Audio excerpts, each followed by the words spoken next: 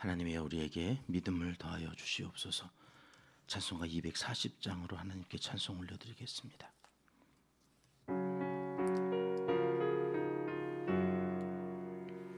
주가 맡긴 모든 역사 힘을 다해 마치고 밝고 밝은 그 아침을 맞을 때 요단강을 건너가서 주의 손을 붙 기쁨으로 주의 얼굴 배우리.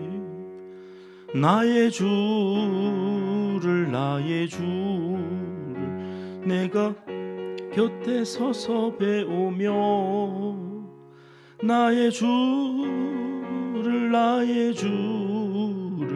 손에 못자국을 보아 알겠네.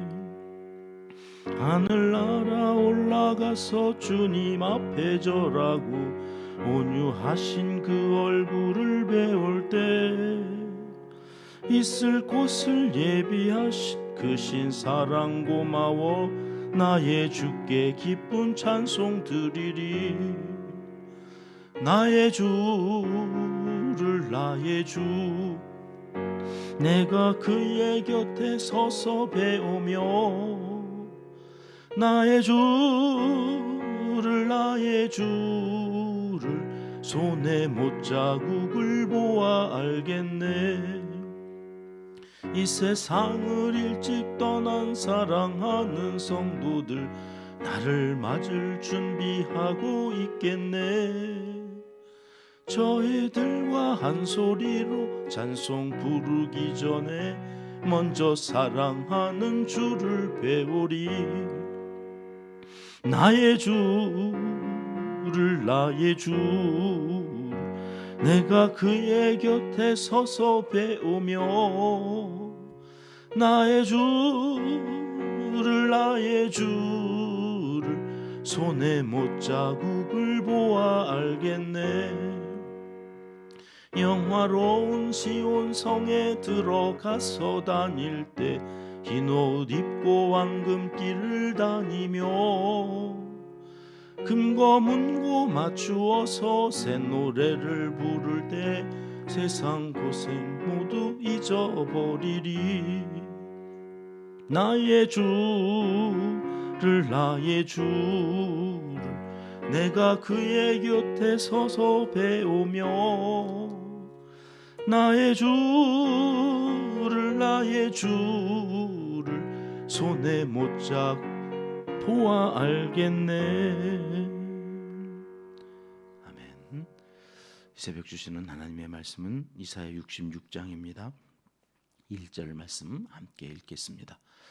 여호와께서 이와 같이 말씀하시되 하늘은 나의 보좌요 땅은 나의 발판이니 너희가 나를 위하여 무슨 집을 지으랴.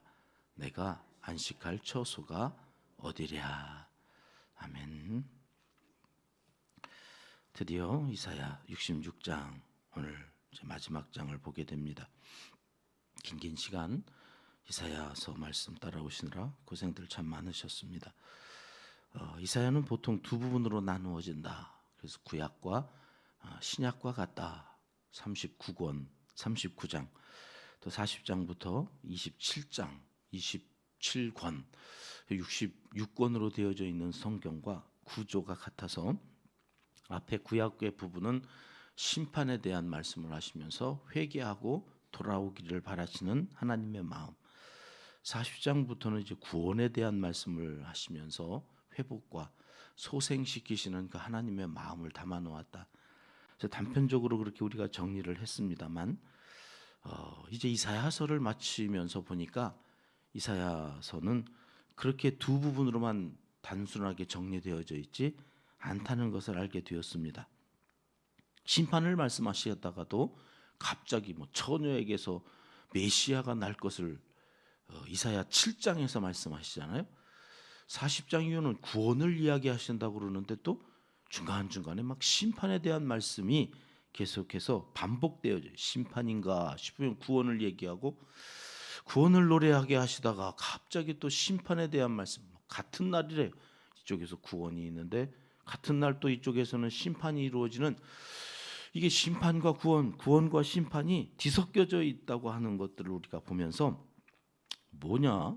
이사야는 안 그런다고 그랬는데 구약 심판에 대해서, 신약 구원에 대해서 복음을 이야기하시는 성경이 막상 읽다 보니까 심판과 구원이 뒤죽박죽 되어져 있는 것이 왜 이럴까? 이 말씀을 이제 마무리하면서 신앙생활이 그런 거예요. 신앙생활이. 그러니까 내가 구원받았습니다. 나는 이제 천국 가는 게 따놓은 당상이 돼버리면 이 성경은 읽으면 아무런 감동이 없어요. 심판 얘기 또 하네? 나하고는 상관이 없다 이거죠. 난 구원 받았는데 그렇지 뭐 구원 오케이. 그러니까 맨날 한 얘기 또 하고 한 얘기 또 하는 지루하고 고리타분한 이야기에 불과해요. 그런데 구원을 받았다고 하면서도 심판에 대한 이야기를 읽다 보면 내 얘기인데 이거? 내가 지금 이러고 있는데? 말씀을 통해서 거울을 보듯이 자기를 비춰보다 보면 나는 구원을 이미 받았지만 긴장감을 늦출 수가 없죠. 그래서 이 심판, 내 얘기인데? 내가 지금 이러고 살고 있구나. 그러고서 회개하고 돌아가서 또다시 보면 그렇지. 그래서 구원받은 백성이 이런 기쁨의 노래를 부른다는 거지. 그리고 또 구원에 대해서 안심을 하고 그러고 있다가 보면 또 심판에 대한 얘기가 나오니까 거기서 또 내가 정신을 차리게 되고 그 심판의 얘기만 듣다 보면 낙심하고 죽었네. 끝났네. 망했네. 나는 지옥 백성이네. 이러고 있다가 다시 하나님께서 너의 의가 아니라 예수 그리스도 그 메시아를 통해서 주시는 구원의 은총 말이야. 그러면서 또 모든 것이 은혜지. 이러면서 신앙생활을 해나가도록 성경이 66권이 그렇게 기록되어져 있는데 이사야가 그것을 그대로 보여주고 있었던 거예요. 그래서 심판에 대한 말씀이 구원의 말씀과 연결되고 구원의 말씀이 다시 또 심판에 대해서 우리를 경각심을 주시는 아주 살아있는 그런 말씀들로 매일 우리가 그 말씀 앞에 비추어 가면서 지난 66장까지 66일을 매일 한 장씩 이렇게 살펴왔던 거예요. 자, 여러분 이사야의 주제가 뭐라고 그랬나요? 하나님을 의지해라. 그래서 하나님을 의지하는 사람이 있고 하나님을 의지하지 않는 사람이 있다. 10왕 중에 딱 두 사람을 대표로 우리에게 보여주셨어요. 하나님을 의지하지 않는 왕은 누구였나요? 아하스. 아하스 왕. 앞에서 뭘 들어도 하여튼 처음 듣는 것 같은 은혜가 우리에게 있으면 또 들으면 돼요. 계속 반복하잖아요. 성경은 반복해요. 자꾸 반복하는데 똑같은 걸 반복하지 않아요. 거기서 좀 더 깊이 들어가고 좀 더 깊이 들어가면서 우리의 영성이 믿음이 자라도록 하나님께서 우리를 인도해 가신다.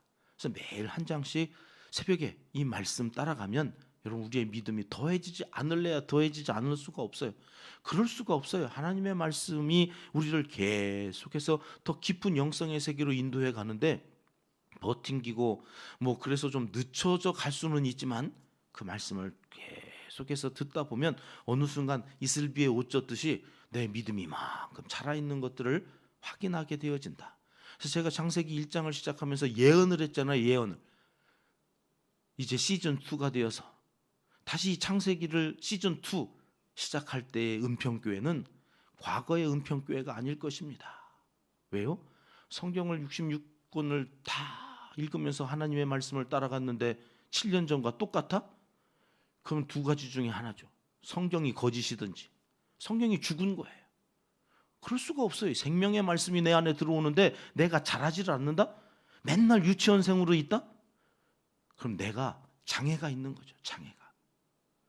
밥을 먹고 운동을 하고 그렇게 해서 햇빛을 받았는데도 나는 여전히 제가 부목사로 있었던 그 교회에 교인 중에 신방을 해야 된다고 구역장님이 교구장님한테 얘기해서 구역장님, 교구장님, 권사님, 집사님하고 신방을 갔는데 거실 소파에 초등학교 5학년만한 그 남자아이가 누워있는 거예요.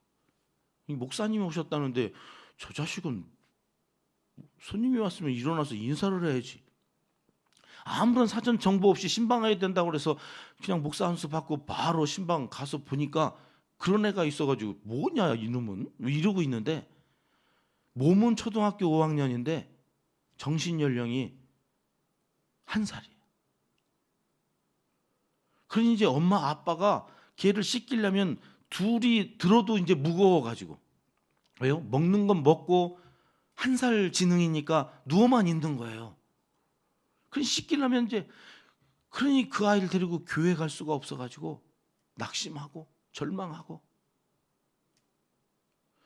그럼 한국교회 교인들이 제가 보기에는 20년 30년 믿었는데 다 그 모양이야.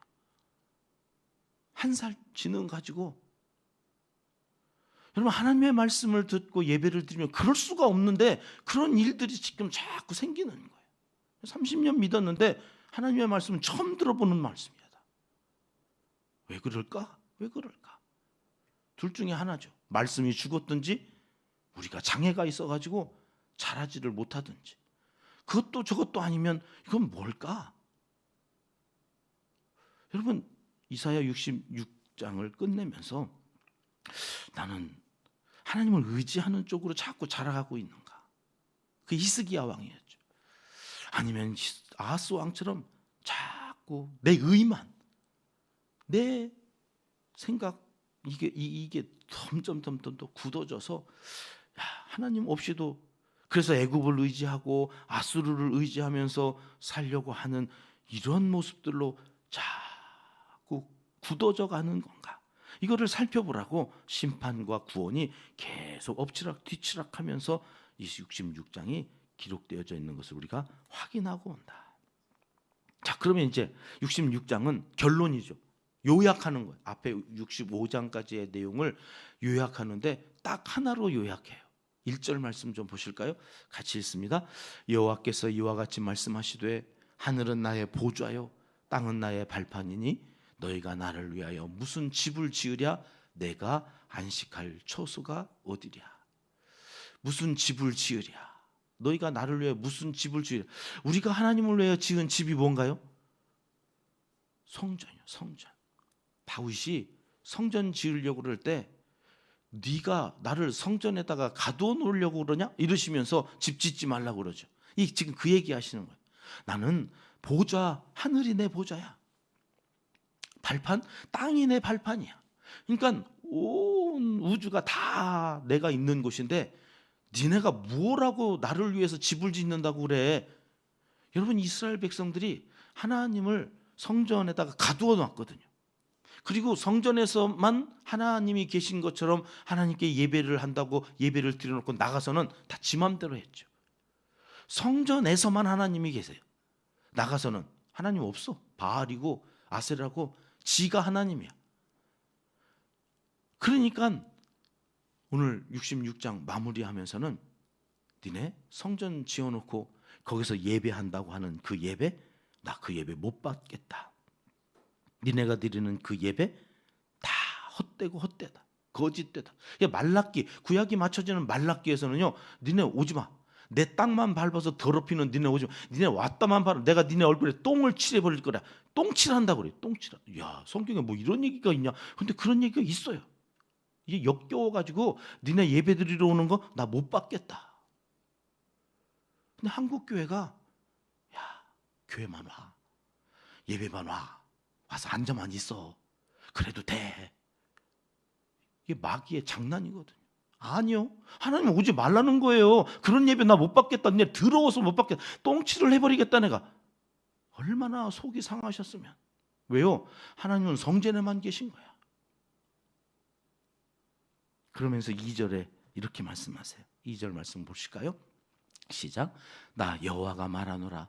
내 손이 이 모든 것을 지었으므로 그들이 생겼느니라. 무릇 마음이 가난하고 심령에 통회하며 내 말을 듣고 떠는 자, 그 사람은 내가 돌보려니와. 여러분, 이거 어디서 많이 들었던 거 아니에요? 마음이 가난한 자,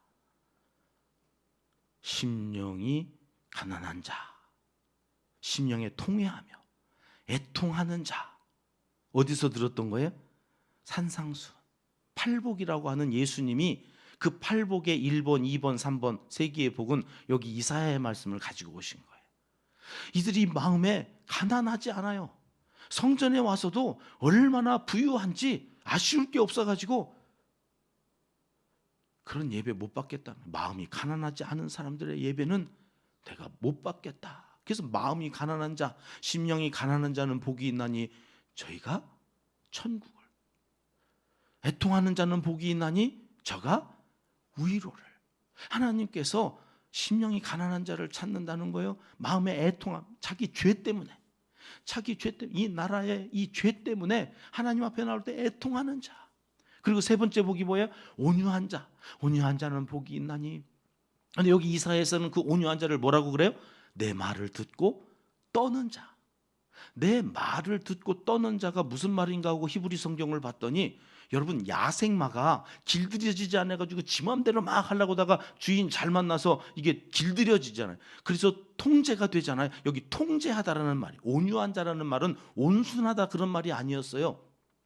하나님의 말씀으로 길들여진 사람, 그는 땅을 차지한다는 거예요. 타고날 때부터 온순한 사람을 온유하다고 그러잖아요. 성경은. 원래 우리는 다 죄성이 있어서 지 마음대로, 자기 생각대로.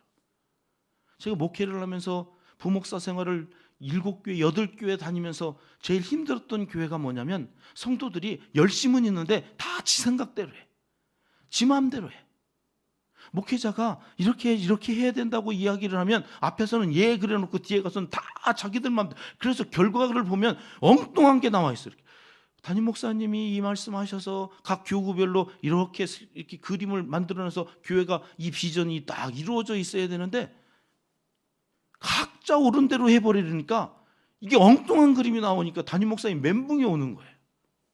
그러니 부목사들 놓고 계속 막 뭐라고 그러는 거죠. 내 말 이해를 못했냐? 야, 우리 교회 비전이 이렇게 가야 된다고. 근데 부목사님들 힘들죠.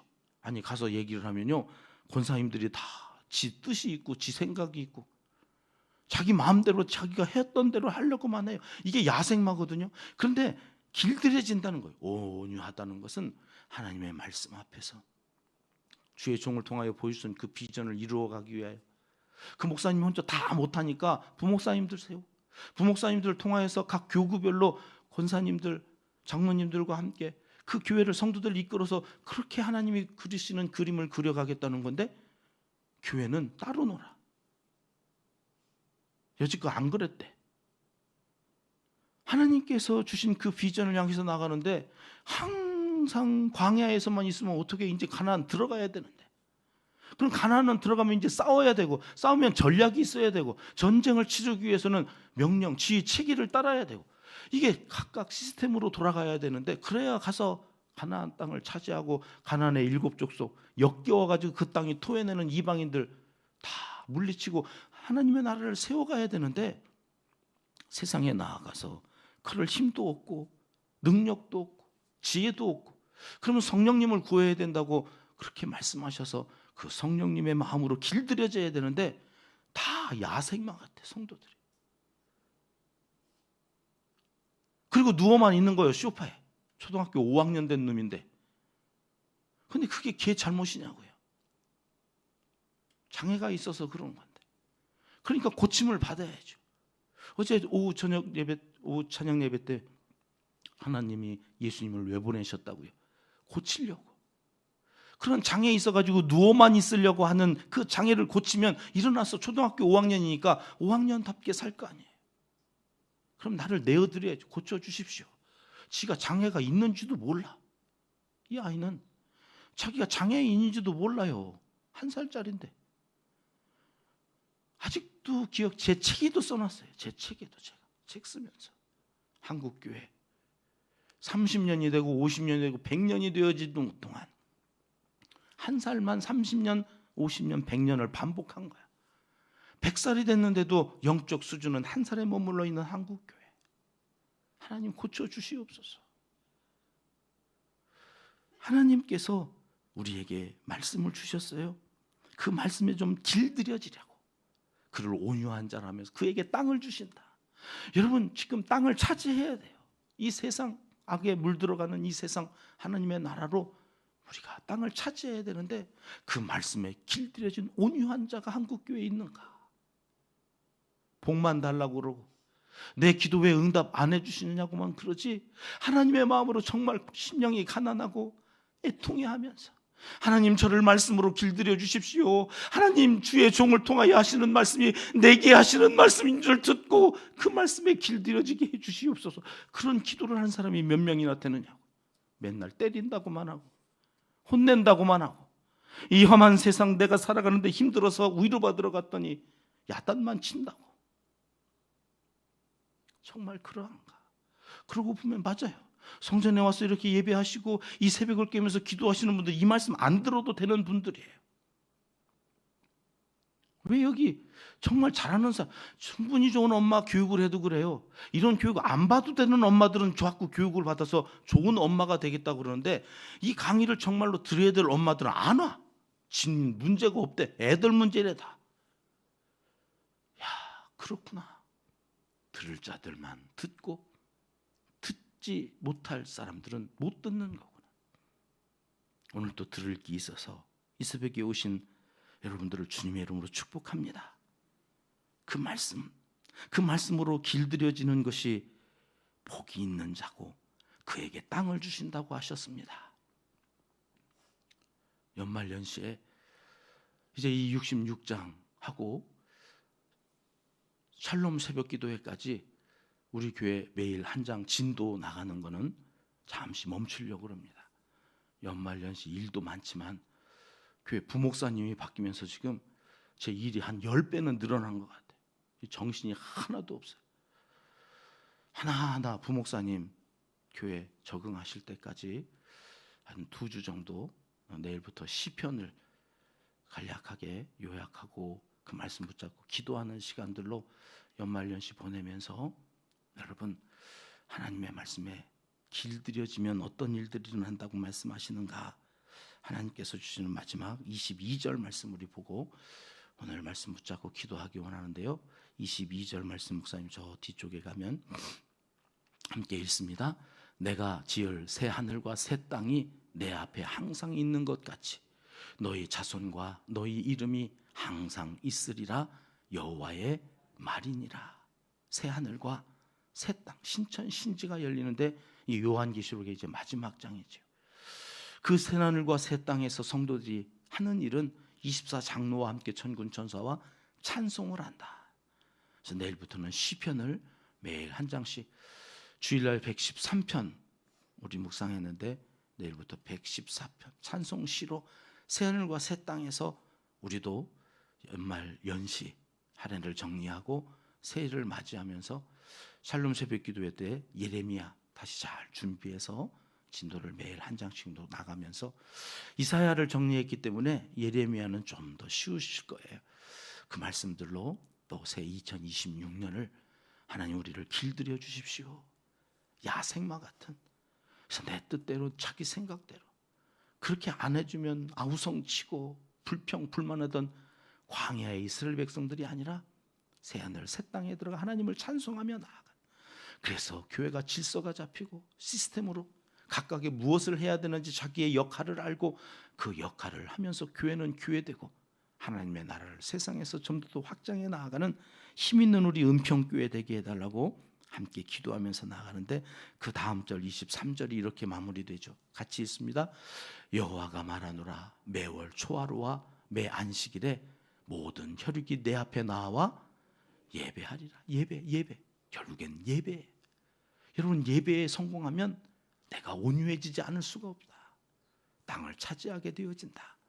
그 예배에 성공하시는 모든 하나님의 사람들 되시기를 이 새벽 하나님은 간절히 원하십니다. 기도하겠습니다. 하나님 아버지, 이사야서까지 매일 한 장 말씀 앞에서 두려워 떠는 자로 우리를 불러주시고 그 말씀에 비추어 우리의 삶과 가정과 교회를 말씀으로 잘 세워가도록 인도해 주시니 감사합니다. 핍박이 있고 조롱하는 이들이 있어도 어머니처럼 위로해 주시는 하나님을 믿고 예배자로 끝까지 자리를 지키는 은평의 모든 가족들, 하나님의 사람들 다 되게 하여 주시옵소서. 이제 못다한 기도를 주님 가르쳐 주신 기도로 하려오니 하늘에 계신 우리 아버지, 아버지의 이름을 거룩하게 하시며 아버지의 나라가 오게 하시며 아버지의 뜻이 하늘에서와 같이 땅에서도 이루어지게 하소서. 오늘 우리에게 일용할 양식을 주시고 우리가 우리에게 잘못한 사람을 용서하여 준 것 같이 우리 죄를 용서하여 주시고 우리를 시험에 빠지지 않게 하시고 악에서 구하소서. 나라와 권능과 영광이 영원히 아버지의 것입니다. 아멘. 함께 기도할 제목입니다. 끝까지 예배의 자리 말씀 앞에 온유한 삶으로 하나님 앞에 삶을 살아드리는 하나님의 사람들이 되어지기 위해서 기도하고 시작합니다.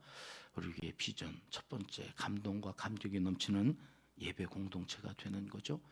예배에 실패하면 다른 비전 다 필요 없습니다.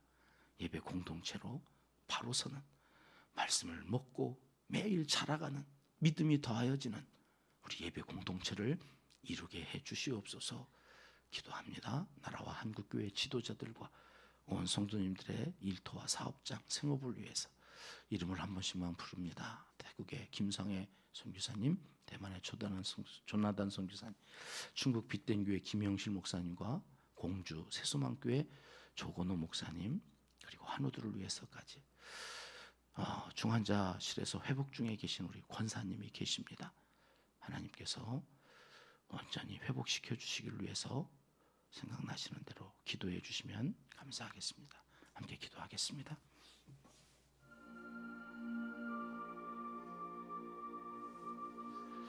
참 좋으신 우리 아버지 하나님 감사합니다.